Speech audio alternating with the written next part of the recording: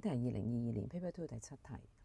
嗱，咁一題咧就俾咗個 compound inequality 你啦。咁咧其實咧呢度咧要將佢拆開咧，做用 and 將分開做兩邊咁樣嘅。嗱，咁應該咧就係應該係3y 減5細過5y 加1，同時咧呢個5y 加1咧要細過等於11。好啦，咁我哋用 and 咁樣，跟住將佢兩邊拆開，再 combine 埋一齊啦。好啦，咁呢個咧變咗做3y 減5y 即係負2y啦。跟住個5加翻個右邊，咁變咗做6。好啦，除負數就轉方向啦。好啦，跟住右手邊咧，呢個變咗做5y 細過等於10。咁咧除正數唔使轉方向啦，10除5就係2啦。好啦，咁我哋將呢兩個夾翻埋佢啦。嗱，負3喺呢邊，2喺呢邊啦。y 要大過負3，